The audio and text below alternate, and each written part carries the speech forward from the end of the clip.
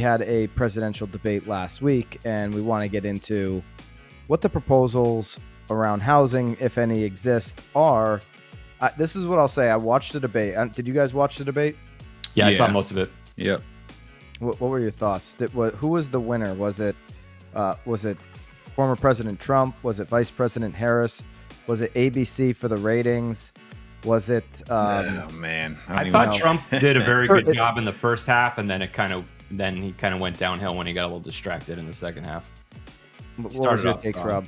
Just seeing her speak in the past, I think she was well prepared. I think too prepared. So I don't know. She was very prepared. Yeah. I mean, I think she did a better job at speaking, but I think he might have won it. ABC won on the ratings, that's for sure. There was a lot of eyeballs on on ABC. Biggest loser probably house pets in Ohio. They are on the run right now. Oh my gosh. Ohio. The memes are great. What a viral sound. X is unbelievable for that. But so I was watching. Obviously, it's an important time.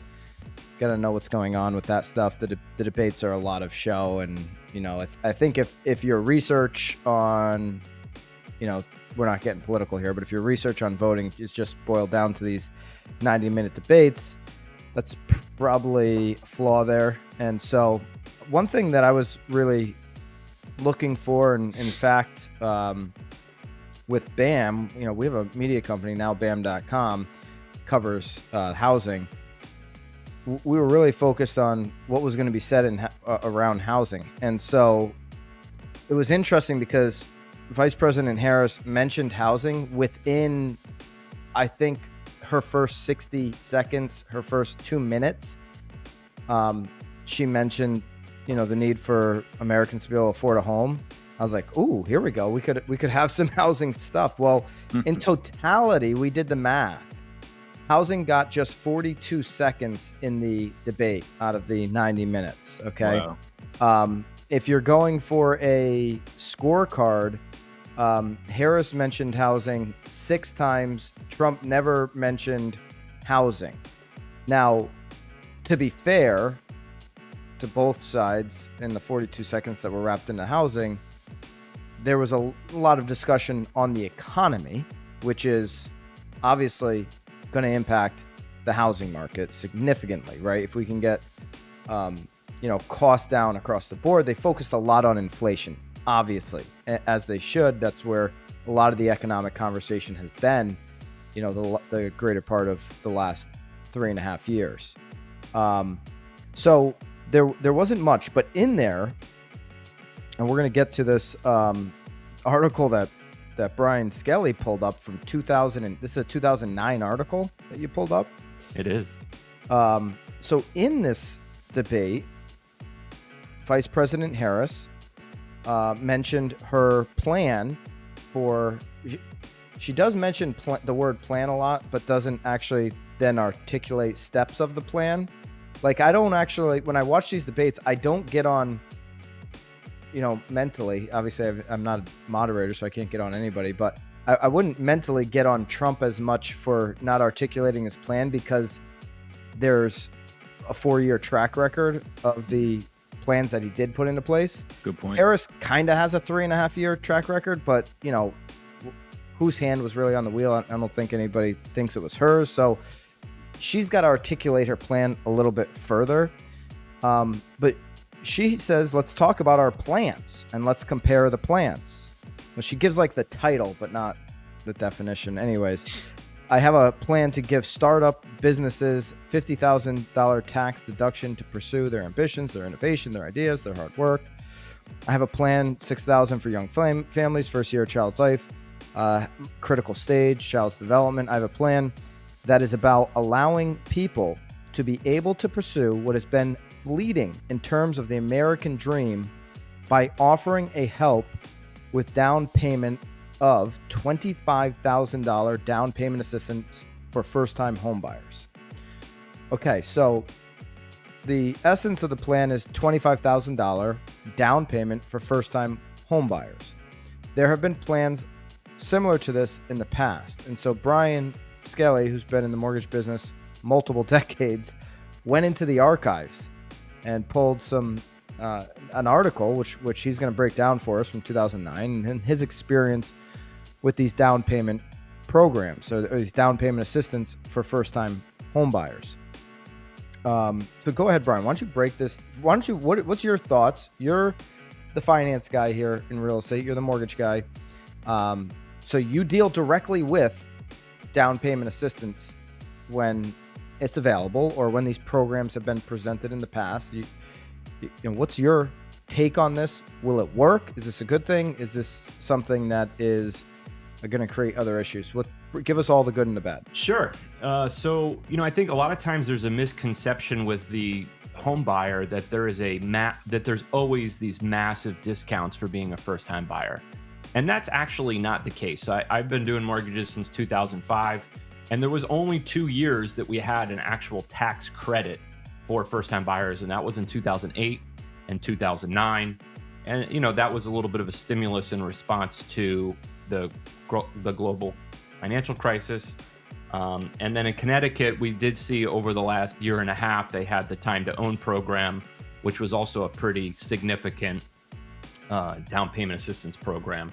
But other than that, so that's out of the last 20 years that I've been doing mortgages. It was really only like 3.5 to 4 years where there was a really big opportunity. Most of the time, it's like a small, minimal discount for being a first-time buyer. Sometimes you can do a little bit lower down payment, but most of the time there's not a big discount. So when there is these tax credits, it is a big deal. And I kind of forgot about it because it's been a long time. But I do recall that it did create a demand. And one of the things that I liked about it as a mortgage professional is it did create some sense of urgency because there was a definitive date that you had to buy a house by in order to get the tax credit in 2009. And I remember people were calling me up and like, I got to buy a house by such and such a date. And to some extent, I think there's a lot of benefits of that because we talk about on this show frequently that the average home owner has a significantly higher net worth than somebody who doesn't own a home. And the reason for that is because it's a long-term game. So to get the benefits of homeownership, you can't just own a house for a year or two. You got to own a home for 10, 20 years. And what happens during that 10 to 20 year period is, you pay your mortgage down and the value of the house goes up. And you kind of lock in your housing payment with a 30-year fix. So you don't have to worry about rents going up. And so there's a lot of people out there, unfortunately, that say like, oh, I want to buy a house someday. I want to buy a house someday. And it's a lot of work and some people just put it off for a long time. So one of the things I like about these tax credits is they have a definitive deadline, and that does cause people to take action and go out and buy a house, which I think is generally good for most people.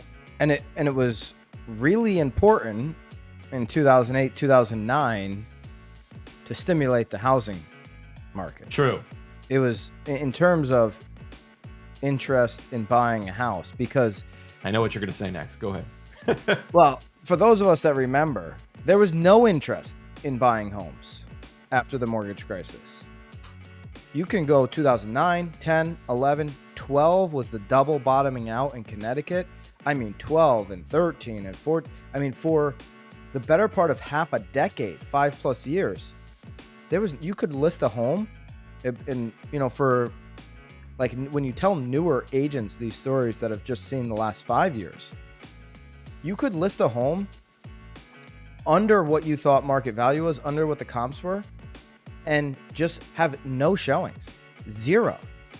Yeah. And have an open house and have one person show up, and it was the neighbor because they knew that you just stopped at Clyde's and got those apple cider donuts, and they don't have to stand in line, and they're going to get a free beautiful fresh donut from Clyde's cider mill. Like this is how crazy it was. And so to push activity, there might have been some merit to that plan, but what else can you tell us about that time frame and So, some of the what I thought you were going to say is one of the things that you bring up a lot, which I agree with, is that the main issue that we're having in this current market is not enough supply. And oh, we're gonna get to that. we're right? going to get Yeah, to that. But definitely. I think the reason that the politicians sometimes go right to these tax credits is it's easier for them to do it. You know, they can Well- just say, okay, tax credit, simple, it's easy to understand, it's quick to implement. It's a marketing ploy that speaks to more pain. You know, the general person who wants a home hears $25,000 in my pocket. If they hear we need to increase supply, that's like, what am I back in economics school? That doesn't hit home. Yeah, so it's not, you know, I think sometimes we put too much emphasis on, as a society, on how much control the White House actually has over some of this stuff.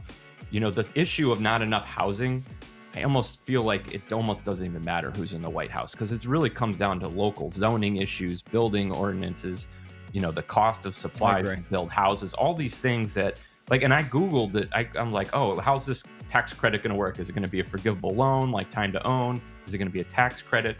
And I Googled it. I ended up on Harris's website, and I was pleased to see there was like a little bullet point where she said she was going to make it easier for people to build houses, but didn't really elaborate. And I'm like, yeah, well, how is somebody in the White House really going to make it easier for builders to build houses? That's a great point.